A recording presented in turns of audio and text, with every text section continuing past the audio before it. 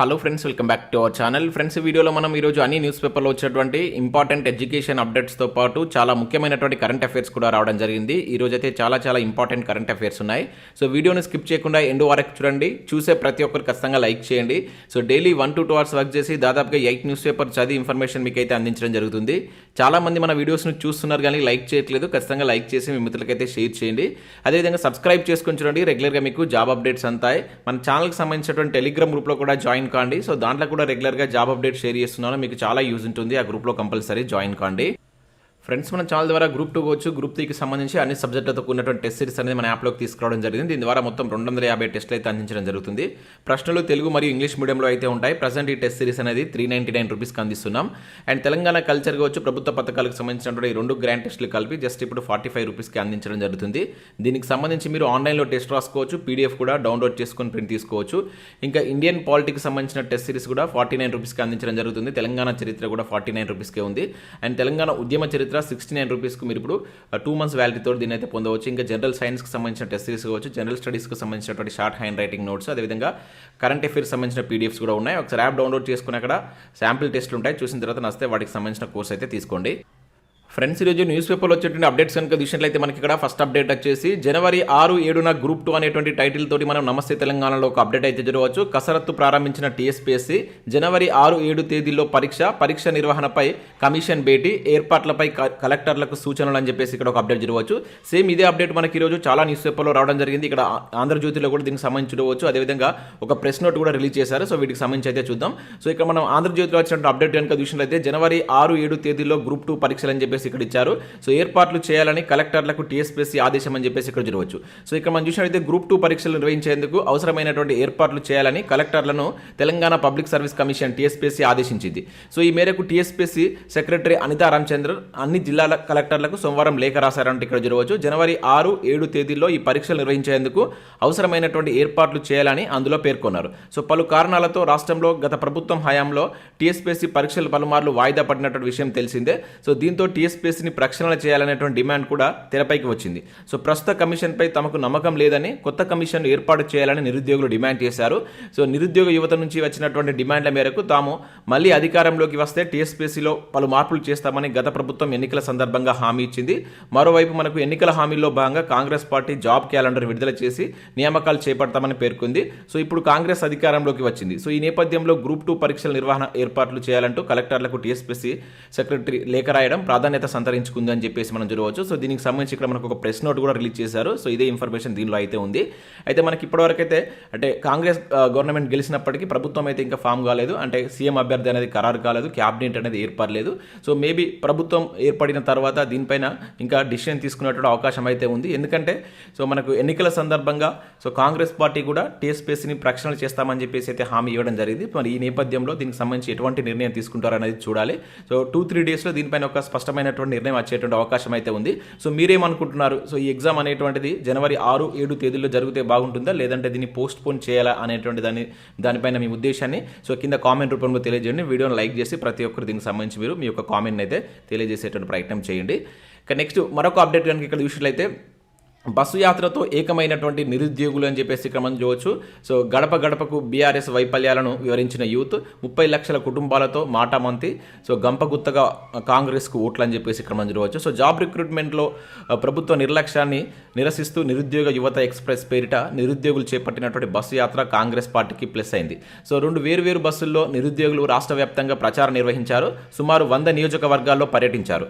So doctor Riyaz ఆధ్వర్యంలో professor Haragopal, Kodandaram, Ajay కుమార్ల సలహాలతో so ఈ bus యాత్ర నిరుద్యోగులను ఏకం చేసింది. సో వీరు 10 ఏళ్ల కేసీఆర్ పాలనలో ఉన్నటువంటి వైఫల్యాలను కావచ్చు, జాబ్ నోటిఫికేషన్లు రాక యువత పడుతున్నటువంటి ఇబ్బందులను గడప గడపకు వివరించారు. సుమారు 30 లక్షల కుటుంబాలను కలిశారు. ప్రతి నిరుద్యోగి కుటుంబం నుంచి 3 ఓట్లను కాంగ్రెస్కు వేస్తే కేసీఆర్ సులువుగా ఓడించవచ్చని వారికి వివరించారు. సక్సెస్ అయ్యారు అంటే ఇక్కడ మనం ఒక అప్డేట్ అయితే జరగవచ్చు. మరొక అప్డేట్ కనుక ఇక్కడ చూసినట్లయితే మెగా డిఎస్సి హామీని నిలబెట్టుకోవాలి అంటే ఇక్కడ ఒక అప్డేట్ అయితే రావడం జరిగింది. 5,089 పోస్టులకే గత ప్రభుత్వం గ్రీన్ సిగ్నల్. ఖాళీ పోస్టులన్నిటికీ కలిపి నిర్వహించాలి. సో బీఈడీ డిఈడీ అభ్యర్థుల డిమాండ్ అంటూ జరగవచ్చు. సో విద్యాశాఖలోని ఖాళీ పోస్టులన్నిటికీ కలిపి మెగా డిఎస్సి నిర్వహించాలని బీఈడీ డిఈడీ అభ్యర్థులు డిమాండ్ చేశారు. సోమవారం వారు ఒక ప్రకటన విడుదల చేశారు. సో గత బీఆర్ఎస్ ప్రభుత్వం 5,089 టీచర్ పోస్టుల భర్తీకి మాత్రమే గ్రీన్ సిగ్నల్ ఇచ్చిందని తెలిపారు. అయితే మేనిఫెస్టోలో మెగా డిఎస్సి హామీని కాంగ్రెస్ ఇచ్చిందని, సో దీన్ని వారు నిలబెట్టుకోవాలని అభ్యర్థులు కోరారు. సో 5,089 టీచర్ పోస్టులకు అదనంగా పోస్టులు కలిపి త్వరగా మెగా డిఎస్సి నోటిఫికేషన్ వేయాలని, ఆ తర్వాత పరీక్షల తేదీలను వెల్లడించే విధంగా కొత్త ప్రభుత్వం చర్యలు తీసుకోవాలని విజ్ఞప్తి చేసినట్లయితే ఇక్కడ చూడవచ్చు. సో ఇంకా దానికి పోస్టులు కలిపి మెగా డిఎస్సి వేయాలని చెప్పేసి ఇక్కడ అభ్యర్థులు కోరుతున్నట్లుగా ఒక అప్డేట్ అయితే చూడవచ్చు. సో దీనిపైన కూడా మీ యొక్క ఒపీనియన్ అయితే కింద తెలియజేసే ప్రయత్నం చేయండి. ఇక నెక్స్ట్ కనుక చూసినట్లయితే టీఎస్పీఎస్సీ చైర్మన్గా ప్రొఫెసర్ కోదండరామ్ అంటే ఇక్కడ ఒక అప్డేట్ మనం చూడవచ్చు. ఇక్కడ క్వశ్చన్ మార్క్తో అయితే రావడం జరిగింది. So Telangana public service commission TSPSC చైర్మన్గా టీజేఎస్ అధ్యక్షుడు ప్రొఫెసర్ కోదండరామ్ నియమించేటువంటి అవకాశం ఉన్నట్లుగా సమాచారం. సో తెలంగాణ అసెంబ్లీకి జరిగినటువంటి ఎన్నికలలో రాష్ట్ర వ్యాప్తంగా నిరుద్యోగ సమస్య ప్రధాన అంశంగా మారింది. సో బీఆర్ఎస్ ప్రభుత్వంలో నిరుద్యోగులు పేపర్ లీకేజీలు కావచ్చు, గ్రూప్ 1 అదేవిధంగా గ్రూప్ 2 పరీక్షల నిర్వహణలో వైఫల్యాల వంటి సమస్యలను ఎదుర్కొన్నారు. సో దీంతో టీఎస్పీఎస్సీని చైర్మన్ను మార్చకపోవడం వల్ల ప్రభుత్వానికి చెడ్డ పేరు వచ్చింది. సో ఈ కారణంగా నిరుద్యోగులు పెద్ద ఎత్తున కాంగ్రెస్ పార్టీకి మద్దతుగా ఓట్లేశారు. సో ఎన్నికల ప్రచార సమయంలోనే కాంగ్రెస్ పార్టీ ఈ అంశాన్ని ప్రధానంగా ప్రస్తావించింది. సో దీంతో టీఎస్పీఎస్సీకి నికార్స్ అయినటువంటి తెలంగాణ ఉద్యమకారుడు, సో పదవులకు దూరంగా ఉన్నటువంటి ప్రొఫెసర్ కోదండరామ్ వంటి విద్యావేత్తకు పదవి అప్పగిస్తే నిరుద్యోగులకు న్యాయం జరుగుతుందనేటువంటి ఆలోచనలో కాంగ్రెస్ ప్రభుత్వం ఉన్నట్లుగా సమాచారం. సో సీఎంగా రేవంత్ రెడ్డి ప్రమాణ స్వీకారం చేసిన వెంటనే టీఎస్పీఎస్సీ చైర్మన్గా ప్రొఫెసర్ కోదండరామ్ నియమించే అవకాశం ఉందని జోరుగా ప్రచారం జరుగుతున్నట్లు ఇక్కడ ఒక అప్డేట్ అయితే రోజు. సో కోదండరామ్ను నియమించవచ్చు అని చెప్పేసి అయితే ఇక్కడైతే అనుకుంటున్నారు. మరి చూడాలి. సో ప్రభుత్వం ఏర్పడిన తర్వాత ఎటువంటి నిర్ణయం తీసుకుంటుందో వీరు చూడాల్సిందే. ఇక నెక్స్ట్ ఇక్కడ ఈనాడు ప్రతిభకు సంబంధించి కనుక చూసినట్లయితే మనకి ఇక్కడ భౌతిక శాస్త్రం జనరల్ స్టడీస్ విభాగానికి సంబంధించి ఒక ఆర్టికల్ అయితే రావడం జరిగింది. దాంతోపాటు ఇక్కడ పౌరశాస్త్రానికి సంబంధించి ముఖ్యంగా న్యాయ వ్యవస్థ అనేటువంటి టాపిక్ పైన కొన్ని ప్రాక్టీస్ ప్రశ్నలు అయితే ఇచ్చారు. సో వీటిని కూడా మీరు డౌన్లోడ్ చేసుకొని ప్రాక్టీస్ చేసేటువంటి ప్రయత్నం చేయండి. సో సీరియస్గా చదవండి గ్రూప్ 2 ఎగ్జామ్కి సంబంధించి ప్రిపేర్ అవుతున్న అభ్యర్థులు కూడా. ఎందుకంటే సో ఎగ్జామ్ ఉన్నా లేకున్నా మీరు ఉంటుందనే ఉద్దేశంతో మీరు జనవరి 6 వరకు మీ ప్రిపరేషన్ అదేవిధంగా కొనసాగించండి. సో ఎందుకంటే తర్వాత కూడా మనకు దానికి సంబంధించిన ఎగ్జామ్ ఉంటుంది కనుక మీ ప్రిపరేషన్ ఎటువంటి వేస్ట్ అయితే కాదు. సో కంపల్సరీ మీ ప్రిపరేషన్ కొనసాగిస్తూనే ఉండండి. సో ఇవి మనకు వివిధ న్యూస్ పేపర్లో వచ్చినటువంటి education updates. Next current affairs చూద్దాం. చాలా ఇంపార్టెంట్ కరెంట్ అఫైర్స్ ఉన్నాయి. సో వీడియోను స్కిప్ చేయకుండా ఎండ్ వరకు చూడండి. ఖచ్చితంగా లైక్ చేయండి. ఒకటే వీడియోలో మీకు ఎడ్యుకేషన్ అప్డేట్స్ అదేవిధంగా కరెంట్ అఫైర్స్ అనేటువంటి కలిపి అయితే అందించడం జరుగుతుంది కనుక ఖచ్చితంగా లైక్ చేసి మీ మిత్రులకు షేర్ చేయండి. సో ఇక్కడ మనం ఫస్ట్ కరెంట్ అఫైర్ కనుక చూసినట్లయితే సైబర్ నేరాల్లో తెలంగాణ నెంబర్ 1 అని చెప్పేసి ఇక్కడ ఒక ఇంపార్టెంట్ అప్డేట్ అయితే మనం చూడవచ్చు. 2021తో పోలిస్తే గత ఏడాది 40% పెరుగుదల. హైదరాబాద్లోనే ఎక్కువగా సైబర్ నేరాలు అంటే ఇక్కడ చూడవచ్చు. సో మనకు మానవ అక్రమ రవాణాలో కూడా అని చెప్పేసి ఇక్కడ ఇచ్చారు. సో అపహరణ కేసుల్లోనూ పెరుగుదల. ఆర్థిక నేరాల్లో 2వ స్థానం. వృద్ధులపై హింసలో 4వ స్థానం. సో ఎన్సీఆర్బీ నివేదిక వెల్లడి అని చెప్పేసి ఇక్కడ చూడవచ్చు. మోస్ట్ ఇంపార్టెంట్ నివేదిక ఇది. మనకు ప్రీవియస్లో గత గ్రూప్ 2 ఎగ్జామ్లో కావచ్చు, వివిధ ఎగ్జామ్లో మనకి ఈ నివేదిక నుంచి క్వశ్చన్స్ చాలా రావడం జరిగింది. దీనికి సంబంధించినటువంటి అఫీషియల్ పీడిఎఫ్ను కూడా నేను డౌన్లోడ్ చేసి మన టెలిగ్రామ్లో షేర్ చేసేటువంటి ప్రయత్నం చేస్తాను. ఒకసారి దీన్ని క్లియర్గా మీరు చదవండి. సో దీనిలో ఉన్నటువంటి అంశాలపైన మనకు క్వశ్చన్స్ రావడానికి ఛాన్స్ ఉంటుంది.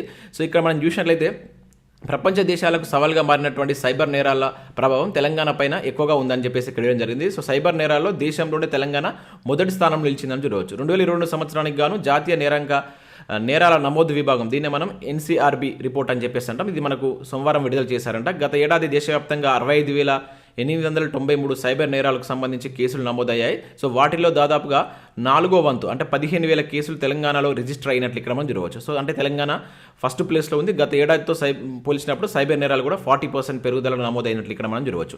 అయితే మన తర్వాత నెక్స్ట్ ప్లేస్లో ఉన్నటువంటి వాటిని కూడా గుర్తుంచుకోవాల్సి అయితే ఉంటుంది.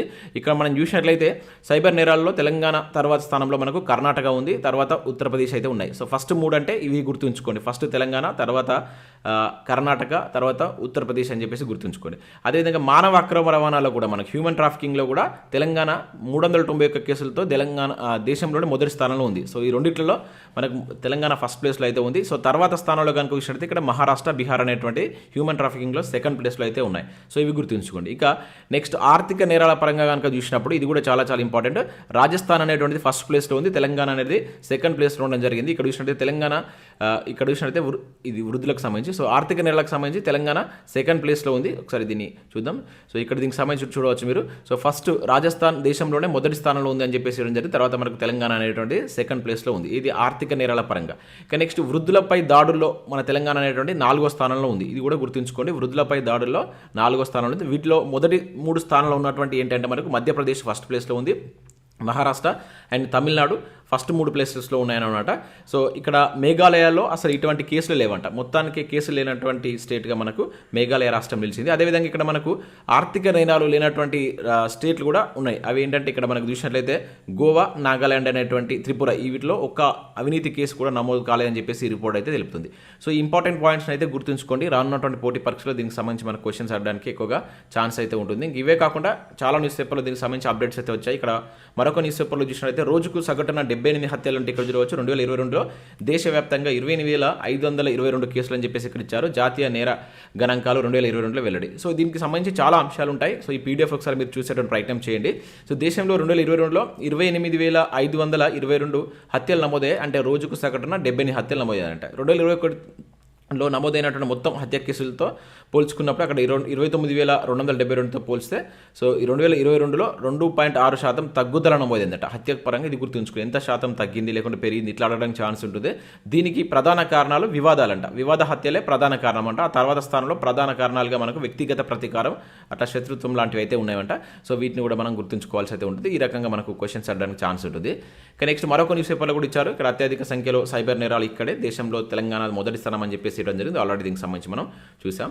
ఇక నెక్స్ట్ చూసినట్లయితే నేవీలో ర్యాంకుల పేర్లు మారుస్తామంటే ఇక్కడ ఒక అప్డేట్ జరగవచ్చు. మోదీ చెప్పినట్లే ఇక్కడ ఒక అప్డేట్ జరగడం జరిగింది. సో మనకు నౌకాదళ దినోత్సవం సందర్భంగా నేను మనకు నేవీ డే అయితే కనెక్ట్ చేయడం జరిగింది. సో ఆ సందర్భంగా మోదీ మాట్లాడుతూ భారత నౌకాదళానికి శుభాకాంక్ష తెలిపారు. సో సముద్రాలను రక్షించడంలో నౌకాదళ నిబద్ధత కావచ్చు, అంకిత భావం దేశంపై ఉన్నటువంటి ప్రేమకు నిదర్శనమని అన్నారు. సో సోమవారం నేవీ దినోత్సవం సందర్భంగా మహారాష్ట్రలో ఉన్నటువంటి సింధుదుర్గ్లో జరిగినటువంటి కార్యక్రమంలో ఆయన ప్రసంగించారు. సో సాయుధ దళాల్లో మహిళలకు ఎక్కువగా భాగస్వామ్యం కల్పించేందుకు ప్రాధాన్యత ఇస్తున్నట్లు తెలిపారు. సో నేవీలో ర్యాంకుల పేర్లను భారత సంస్కృతికి తగ్గట్లుగా మారుస్తామంటే ఇక్కడ ప్రకటించినట్లయితే చూడవచ్చు. సో ఇక్కడ దీని సందర్భంగా మనకు నౌకాదళ విన్యాసాలను తిలకించినటువంటి మోడీ సో రాజ్కోట వద్ద ఉన్నటువంటి ఛత్రపతి శివాజీ విగ్రహాన్ని కూడా ఆవిష్కరించారు. సో ఇది కూడా గుర్తుంచుకోండి. రాజ్కోట వద్ద ఈ ఛత్రపతి అంటే సింధుదుర్గ్లో ఉన్నటువంటి ఛత్రపతి శివాజీ విగ్రహాన్ని కూడా మోడీ నిన్న ఆవిష్కరించారు. ఇది మనకు అడగడానికి ఛాన్స్ ఉంటుంది, గుర్తుంచుకోండి. ఇక నెక్స్ట్ చూసినట్లయితే నోవాక్ 8వసారి అంటే ఇక్కడ ఒక కరెంట్ అఫైర్ మనం చూడవచ్చు. సెర్బియా స్టార్ నోవాక్ జోకోవిచ్ రికార్డు స్థాయిలో 8వసారి నెంబర్ 1గా సీజన్ను ముగించాడు. సో ఏడాది ఆస్ట్రేలియా కావచ్చు, అదేవిధంగా ఫ్రెంచ్ అండ్ యూఎస్ ఓపెన్ టెన్నిస్లను కైవసం చేసుకుని జోరు మీద ఉన్నటువంటి జాకో ఇటీవలే WTF ఫైనల్స్ టోర్నీలో గెలిచి కూడా ఆ నెంబర్ 1 స్థానాన్ని అయితే కొనసాగిస్తున్నాడు. సో ఇప్పటి వరకు ఇట్లా అంటే మొత్తం ఇయర్ ఎండింగ్ వరకు ఫస్ట్ ప్లేస్లో ఉండడం అనేది ఇతనికి ఇది 8వసారి అంట. ఇది గుర్తుంచుకోండి. ఇట్లా మనకు క్వశ్చన్ అడగడానికి ఛాన్స్ ఉంటుంది. అదే మనకు అక్కడ మహిళల్లో చూసినట్లయితే ఇగా స్వైటెక్ పోలాండ్ ర్యాంకుల్లో అగ్రస్థానంలో కొనసాగుతుందంట. సో అది కూడా గుర్తుంచుకోండి. ఇక నెక్స్ట్ చూసినట్లయితే ఇండోనేషియాలో బద్దలైనటువంటి అగ్నిపర్వతం అంటే ఇక్కడ చూడవచ్చు. 11 మంది పర్వతారోహకులు మృతి, 12 మంది గల్లంతో అంటే ఇక్కడ చూడవచ్చు. ఇక్కడ మనం చూసినట్లయితే సో ఇండోనేషియాలో ఉన్నటువంటి మౌంట్ మెరాఫీ అగ్నిపర్వతం బద్దలైంది. సో ఈ ఘటనలో 11 మంది పర్వతారోహులు మృతి చెందారు, 12 మంది గల్లంతయ్యారు. సో 49 మందికి సహాయక బృందాలు రక్షించాయంటే ఇక్కడ చూడవచ్చు. ఇది మనకు వచ్చేసి పశ్చిమ సుమత్రా దీవిలోని ఈ మౌంట్ మెరాఫీ ఆదివారం విస్ఫోటనం చెందింది. ఇక్కడ మనం గుర్తుంచుకోవాల్సింది అంటే సో ఇటీవల బద్దలైనటువంటి మౌంట్ మెరాఫీ అనేటువంటి ఈ అగ్నిపర్వతం ఎక్కడ ఉందని చెప్పేసి అంటాడు. సో ఇండోనేషియా అని చెప్పేసి గుర్తుంచుకోండి. ఇది చాలాసార్లు అడిగినండి. మౌంట్ మెరాఫీకి సంబంధించి ప్రీవియస్లో క్వశ్చన్స్ అడిగారు. ఇది ఎప్పటికీ మనకు వార్తల్లో ఉంటుంది. జాగ్రత్తగా దీనికి సంబంధించి గుర్తుంచుకోండి. ఉన్నటువంటి ప్లేస్ ఏంటిది అనేది ఇంపార్టెంట్. ఇక వినికిడి లోపం ఉన్నవారికి భారత్లో తొలి వీసా సమాచార కేంద్రం అంటే ఇక్కడ చూడవచ్చు. సో VFS గ్లోబల్ ఆవిష్కరణ అని చెప్పేసి ఇక్కడ ఇచ్చారు. సో వినికిడి లోపం ఉన్నటువంటి వ్యక్తులకు సంబంధించి సో వీసా సేవల సమాచారాన్ని సులువుగా స్వతంత్రంగా అందుకునేందుకు వీలుగా కల్పించేలా భారత్లో తొలి సైన్స్ లాంగ్వేజ్ కాల్ సెంటర్ను మనకు ఇది గుర్తుంచుకోండి. VFS గ్లోబల్ అనేది ఆవిష్కరించింది. ఎక్కడంటే ముంబైలో ఇది ఆవిష్కరించారు. సో ఇది గుర్తుంచుకోండి. ఓకేనా. దీనికి సంబంధించి ఏ దేశాలకు ఆ సౌకర్యం ఉందని చెప్పేసి ఇక్కడ ఇచ్చారు. ఇవి కాకుండా ఇది ఎక్కడ వచ్చింది అనేది చాలా చాలా ఇంపార్టెంట్. ఫస్ట్ది కనుక దేశంలోనే ఫస్ట్ది కనుక అడగడానికి ఛాన్స్ ఉంటుంది, గుర్తుంచుకోండి. ఇక నెక్స్ట్ విషయంలో అయితే word of the year Ritz అని చెప్పేసి ఇక్కడ మనం చూడవచ్చు. చాలా ఇంపార్టెంట్. సో ప్రపంచవ్యాప్తంగా అత్యంత ఎక్కువ సార్లు పాపులర్ అయినటువంటి రిజ్ ఇక్కడ మనకు RIZZ ఈ పదాన్ని ఆక్స్ఫర్డ్ యూనివర్సిటీ ప్రెస్ సో 2023 ఏడాదికి కానీ వర్డ్ ఆఫ్ ద ఇయర్గా అయితే సోమవారం ప్రకటించింది. ఓకేనా. రిజ్ అనే పదానికి అనేక అర్థాలు ఉన్నాయంట. స్టైల్ అనుకోవచ్చు, ఆకట్టుకునేటువంటి గుణం, లేకుంటే సరసం కోసం భాగస్వామిని ఆకట్టుకునే ఉడుపు, చాటింగ్ అనేటువంటి మీనింగ్ వస్తుందట. సో మనం గుర్తుంచుకోవాల్సిందంటే ఈ వర్డ్ను గుర్తుంచుకోండి. సో ఆక్స్ఫర్డ్ ఇటీవల ఏ వర్డును ఇయర్ ఆఫ్ ద వర్డ్గా అయితే 2023 ఇయర్ ఆఫ్ ద వర్డ్గా గుర్తించిందని చెప్పేసి అడగడానికి ఛాన్స్ ఉంటుంది. రిజ్ అని చెప్పేసి గుర్తుంచుకోండి. ప్రీవియస్లో కూడా మనం ఈ టైప్ ఆఫ్ క్వశ్చన్స్ చూసాం, చాలాసార్లు అయితే అడగడం జరిగింది. ఇక నెక్స్ట్ విషయం అయితే తీవ్ర తుఫానుగా మిచాంగ్ అని చెప్పేసి ఇక్కడ మనం చూడవచ్చు. నేడు మధ్యాహ్నం ఏపీలోని బాపట్ల సమీపంలో తీరం దాటే అవకాశం, తెలంగాణలో 2 రోజుల పాటు మోస్తారు వర్షాలు కురిసే ఛాన్స్ అని చెప్పేసి ఇచ్చారు. సో ఉమ్మడి ఖమ్మం, మహబూబ్ నగర్ కావచ్చు, నల్గొండ జిల్లాలకు భారీ వర్ష సూచన అని చెప్పేసి ఇక్కడ చూడవచ్చు. అయితే ఇక్కడ మనం గుర్తుంచుకోవాల్సిందంటే ఇక్కడ మనకి నైరుతి బంగాళాఖాతంలో కొనసాగుతున్నటువంటి ఈ అల్పపీడనానికి మిచాంగ్ అని చెప్పేసి పేరు పెట్టడం జరిగిందనమాట. సో గుర్తుంచుకోండి, ఇటీవల ఇది ఎక్కడ వచ్చింది, దీనివల్ల ఏ తీరం ఏ ప్రాంతాలు ఎఫెక్ట్ అయ్యాయి అని చెప్పేసి ఆడడానికి ఛాన్స్ ఉంటుంది. ముఖ్యంగా అటు తమిళనాడులో కావచ్చు, అదేవిధంగా ఏపీలో అండ్ మన దగ్గర కూడా కొన్ని జిల్లాలు, ఇక్కడ ఉమ్మడి ఖమ్మం, మహబూబ్ నగర్ జిల్లా, నల్గొండ జిల్లా కూడా దీని యొక్క ఎఫెక్ట్ అయితే ఉండబోతుంది. సో అది ఇక్కడ మీరు గుర్తుంచుకున్నట్టు ప్రయత్నం చేయండి. ఇక నెక్స్ట్ విషయంలో అయితే నౌకాదళంలోకి ఐఎన్ఎస్ సందాయక్ అని చెప్పేసి ఇక్కడ మనం ఒక ఇంపార్టెంట్ అప్డేట్ చేయవచ్చు. దేశంలో అతిపెద్ద సర్వే నౌక ఐఎన్ఎస్ సందాయక్ సోమవారం భారత నౌకాదళంలోకి చేరింది. సో దీన్ని స్వదేశంలో డిఫెన్స్ మనకి ఏదైతే ఈ PSU Garden Reach Ship Builders ఉంది కదా, వాళ్ళు దీన్ని తయారు చేస్తారు. ఇది గుర్తుంచుకోండి, ఎవరు తయారు చేస్తారని అడగడానికి ఛాన్స్ ఉంటుంది.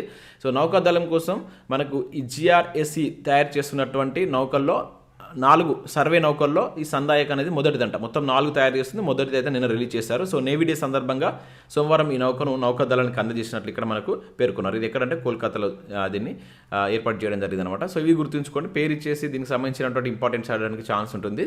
సో ఇవి మనకు వివిధ న్యూస్ పేపర్లో వచ్చినటువంటి ముఖ్యమైనటువంటి ఎడ్యుకేషన్ అప్డేట్స్, అదేవిధంగా కరెంట్ అఫైర్స్. సో వీడియో నచ్చినట్లయితే లైక్ చేసి మీ మిత్రులకైతే షేర్ చేయండి. అదేవిధంగా మన యాప్ను డౌన్లోడ్ చేసుకోండి. దానిలో మీకు యూస్ఫుల్ కంటెంట్ అయితే ఉంది. చాలా తక్కువ ప్రైజెస్లో టెస్ట్ సిరీస్ అయితే అందించడం జరుగుతుంది. ఒకసారి డౌన్లోడ్ చేసుకొని చెక్ చేసిన తర్వాత నచ్చితే దానికి సంబంధించిన కోర్స్ అయితే తీసుకోండి. Thanks for watching. Thank you ఎవరన్.